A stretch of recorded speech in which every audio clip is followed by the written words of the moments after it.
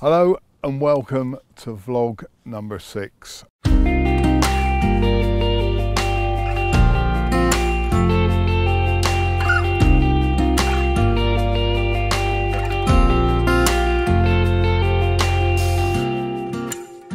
journey still continues as far as my recovery is concerned, and whilst I don't want to labour it all the time, it still is a big issue for me. And last time we met, I was fishing over at Willow Park, and Mark and all his staff there, I'll never be able to thank them enough. Stuart Dawes, my neighbour, and Tony Smeets, another guy that lives in Aldershot, helped me out so much there. We caught a few fish and it had really reignited my fires. I was absolutely ablaze at that time, and as sad as it may seem, and I will fish there again from time to time, that was my last session on Willow for a while. I needed to move on. I just wanted to stretch the envelope a little bit, and the last time I fished at Willow, I was chatting to a guy called Tony Cadd, and he was no more than a mile from where I was at Willow, on the other side of the A331 at a place called Hollybush near Farnborough. Hollybush has a very special place in carp fishing history, not just for me, but carp fishing as a whole. Back in 1974, Pit 4 at Farnborough produced a 38.5-pound carp, which was the biggest carp reported to the press that year. It attracted anglers from all over the country, the best anglers, even a large portion of the Redmar syndicate turned it up there to fish for a spectacular liner of that size. It was an incredible place, but on a personal point of view, during my time in the army, if anybody wants to talk about limited time on the bank, then join the forces. I probably averaged about 4 to 6 nights a year while I was serving, and whilst I was a carp angler. But Hollybush played a massive part in my carp fishing development. It taught me everything I really needed to know about carp fishing, and I think those basic things from way back in the 80s are as good today as they always were, and I have everything to thank it for. So as soon as I packed up from Willow, I'd organised to make my first visit back to Hollybush Lakes. But one other thing that was going through my mind was a fish in there that I had caught before. It was a mid-20 fully scaled, and for some unknown reason it just stuck in my mind. It was a fish that I would love to reacquaint myself with. And then came the day. Of course, I still couldn't drive. It was very unfortunate, but with friends around me, I was able to still go. Tony Smeets was still picking me up and taking me places, and a guy called Tim, who lives just up the road from me, was the first volunteer in his van, and I arrived very early one morning. He dropped me off on his way to work, and I went for a look around. And on this particular occasion, after 2 or 3 laps of the lake, I must admit I was starting to get a little bit tired and my head was aching a little bit. But the fish gave the game away. I saw a couple show and a couple of fizzes in some very small clear spots in the weed. Eventually, I got a couple of stiff link pop-ups constructed of our short chod rigs that I was still going through the method of acquainting myself with them and getting all the confidence I needed in them.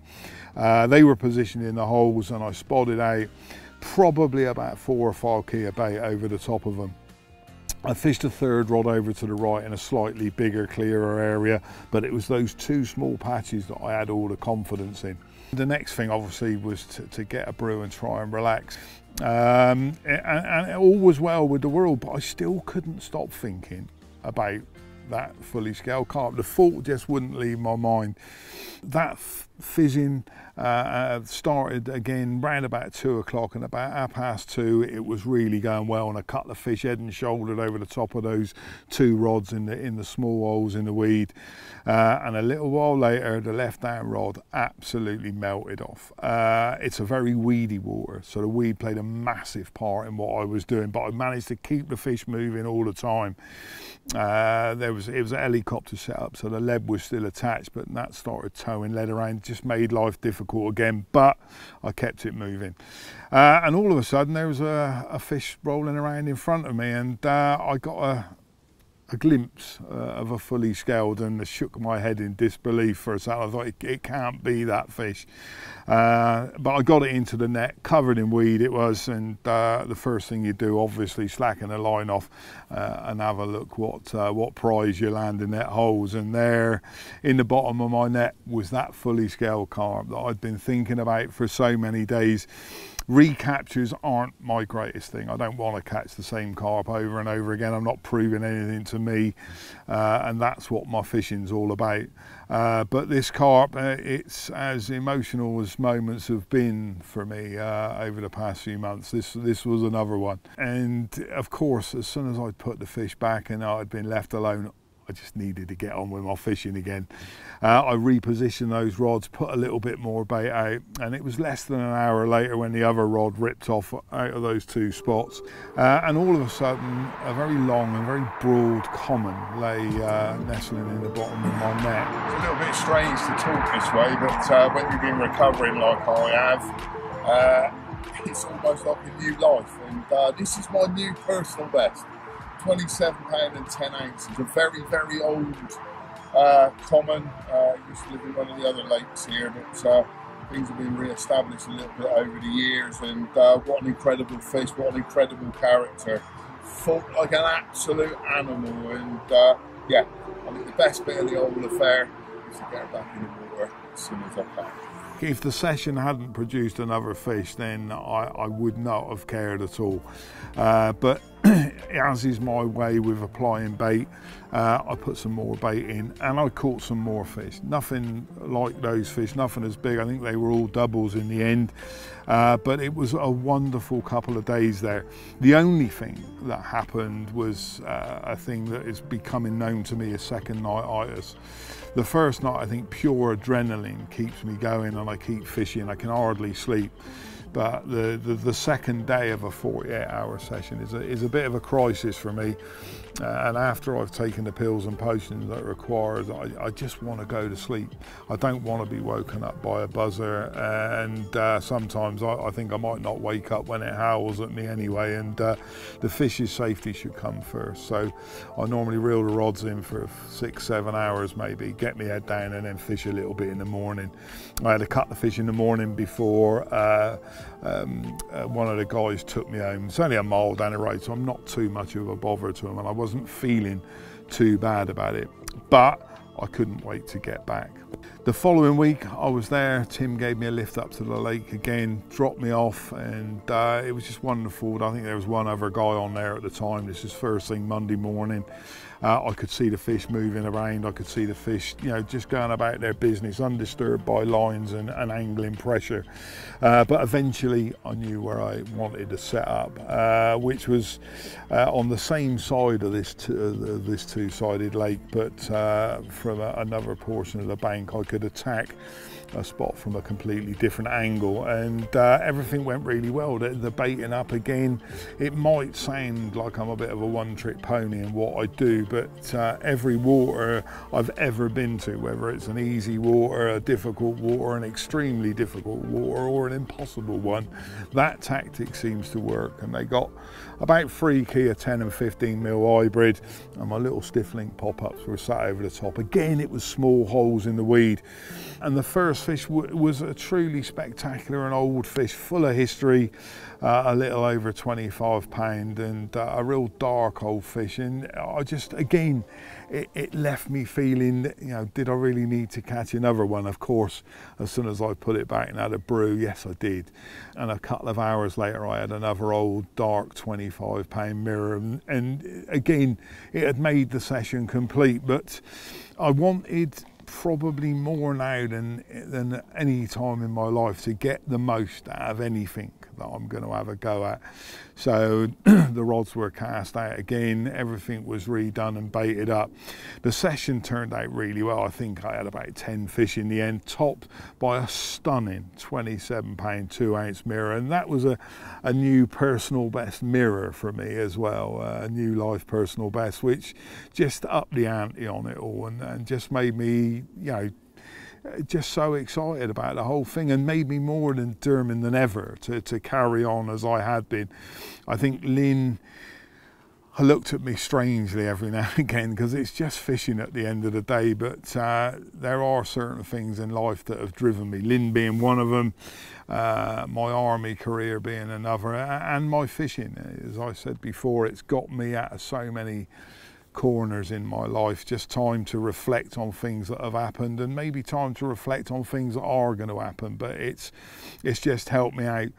The crazy thing about having all the success that I was with my carp fishing was it was all being overridden by the fact that I didn't have a driving license. I didn't have that independence, and again, I think I've told you before, the whole point for me initially of getting that driving license back was to get Lynn out of that house.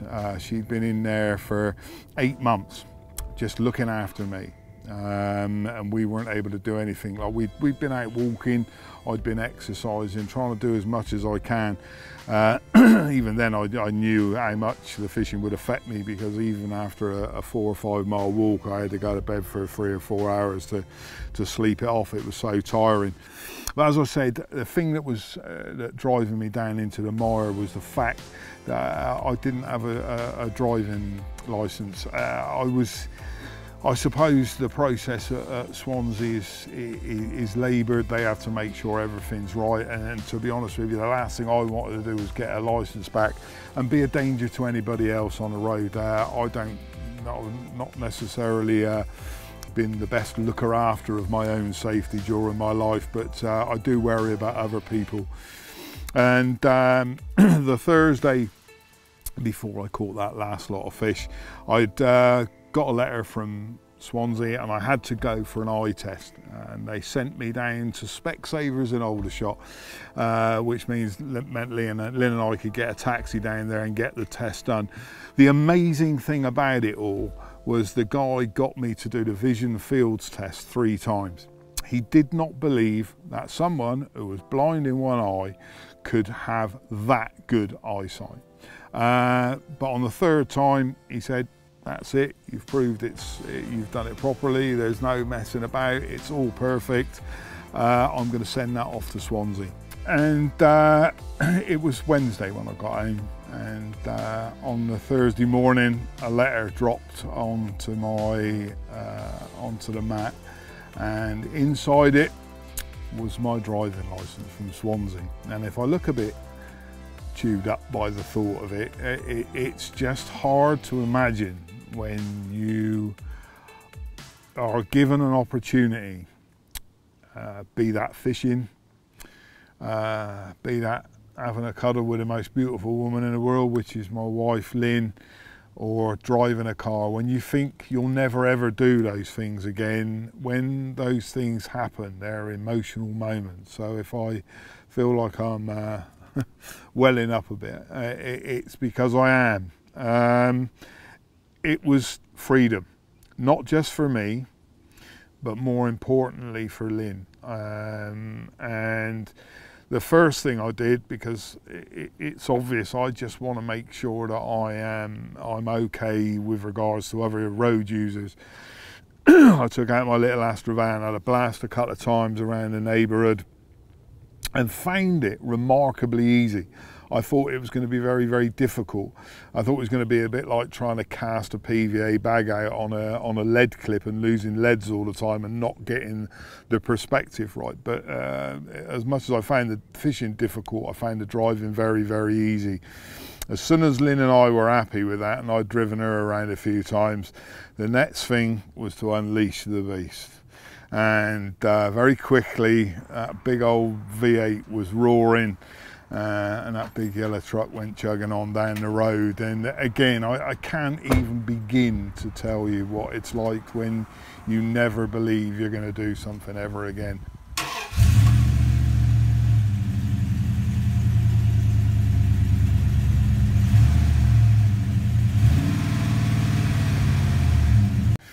The motorbike had to stay on the back burner for a while. I still wasn't sure that I could drive it with a third of my vision gone. She'd have to stay in the bedroom, but just purely having that freedom of driving Lynn around and going to places she wanted to go to was unbelievable. But as wonderful as that was, it very obviously, my thoughts started to turn to my fishing, and I couldn't wait to go fishing the following Monday. This is another emotional step forward in my recovery. A week ago, I got my driving licence back eventually from DVLA. I can't thank them enough for it. It's a temporary licence. It has to be reviewed every 3 years, but it gave me the mobility, gave me the independence. Most importantly, getting Lynn out of our house. She's been in there for 9 months looking after me, bless her heart. So that was the first thing I wanted to do, and the most important. Secondly, of course, was to go fishing on my own and not have to rely on other people, wonderful people that have helped keep my sanity over the last 9 months for sure. I got in the car this morning, I was almost too excited to start it up, but as soon as I did, I drove off to a local garage, as I always do. Got myself a large Costa coffee with only 2 sugars in it this time. Before I was putting 9 or 10 sugars in, believe it or not, because of something swimming around in my brain. And of course, the Daily Star. The only reason it's ever bought is for the crossword, because it's one that I can sometimes finish while I'm on the bank. It's an incredible day, a beautiful day. There's an incredible sunrise going on behind me. It's exactly what carp fishing means to me. I've seen a couple of fish. I've done one walk around the lake already here at Hollybush, only a couple of miles from my house, but I drove here on my own. That's the most important thing. I'm going to push my barrow around on my own and hopefully catch a couple of carp. If I don't, you know, sometimes it's just the thrill of being here that counts. The day was about, I don't know, about 10:30 when I sat down with a brew and everything had been finished off. And unbelievably, about half an hour later, I got a bite off of that freak here bait. So many people say you don't put much bait out if you're buying a bite and all the rest of it. You know, they want to eat. Carp want to eat, and a free meal is all their Christmases come together. And well, I got the bite anyway. And I played this fish in. It wasn't a big fish, it was a spectacular looking half linear, not a big fish, probably about 14 pounds. I didn't weigh it.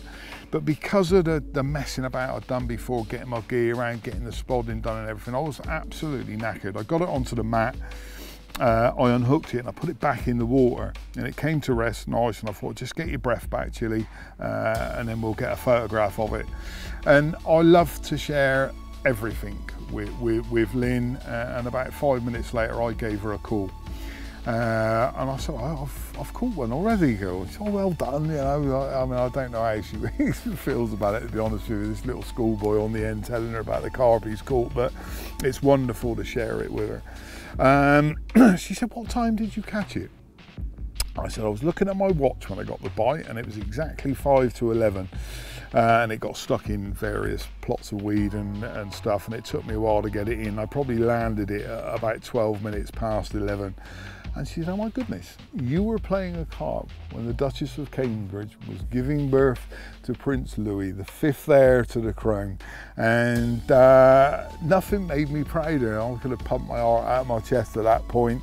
And that carp will be called Louis for the rest of his life, and quite rightfully so. But it was a wonderful start to a session, and again, there's a 14 pounder that made me smile like I'd won the pools. It was fantastic. The action picked up from there, to be honest with you. I had quite a few fish, and I was constantly introducing bait, even after an hour and a half, 2 hours of not getting a bite. And I'm not suggesting that Hollybush is an easy lake either, it's not, but the application of bait for me is vital. And even if I'm not getting bites, a little top up of bait sometimes seems to do the trick. And yeah, I just kept on getting bites. Through the night, I think I had 3 or 4 doubles through the night, and but it was starting to take its toll on me. And come the morning, I just knew I needed to be asleep without the distraction of a buzzer going off, a bleeping or whatever. So I reeled the rods in, and I slept for a few hours. Put the rods back out. I had a couple of 20s almost straight away. You know, they got back on the bait almost immediately. Every time I baited up, the fish were back there. and I fished into the evening, but I was getting second night-itis, and I was getting it very, very badly. I felt weak. My head felt like somebody put an axe in it, something which I found out a little later about a trapped nerve that's in my head, and it's caused no ends of problems, along with other things that are going on. But so I have to take my tablets and just go to sleep and let my body recover, which I did. But I put my alarm clock on and baited up quite sensibly before I went to sleep. I woke up an hour before dawn, and within a couple of minutes I had 2 baits back on the going spot. I put the third one out, of course, just to cover my bases, and in short order I got probably one of those savage bites I've ever had, and it was absolutely stripping line from a fairly tight clutch and trying to get around the island where my third rod was positioned. Thankfully, right at the last second, I managed to stop it, and a substantial swirl came up from behind the island. And even on a helicopter rig with the lead still on, this thing just wanted to stay on the surface and fight like crazy, and it did. It just went on and on and on. I didn't check the time, and time probably seems incredibly long when you're playing a fish, but I'd say that was on for 20 or 25 minutes, until eventually I got it into the margin, which didn't make a lot of difference, to be honest with you. It just kept on plodding up and down, but by now I knew it was quite a good fish. And eventually she rolled, and I was able to slip the net underneath her. A new life personal best, 29 pound and 12 ounces, and as far as fish go, they don't come much better looking than this. It was such a special moment, and I honestly believe there and then my time probably at Ollybush was as good as over, and I needed to look for different places to go. I needed to set myself different challenges. I don't think it was all about catching a monstrous fish. There are some fish I do want to catch in the future. Up in Northampton there's a beautiful little estate lake up there that has got a massive place in my heart, and the big common up there is big at the moment, and it has a friend who isn't much smaller, and I've caught neither of those fish.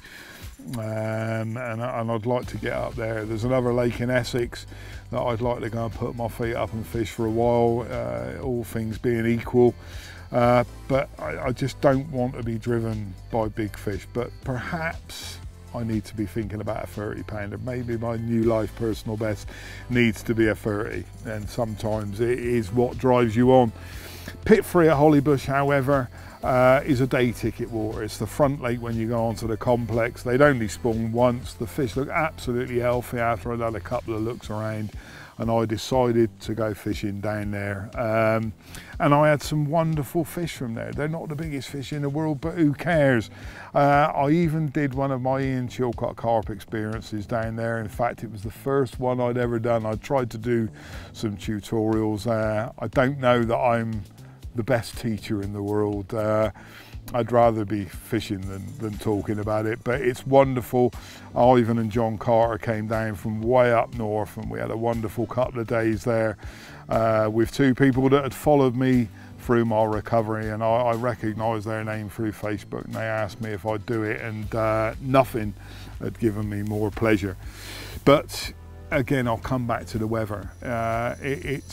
I'm not really going to chase anything around until the weather breaks. I'm on a little lake at the moment that I am wrecking for winter time. I'm probably going to do 4 or 5 sessions up here. I've had 6 fish out already in 4 nights.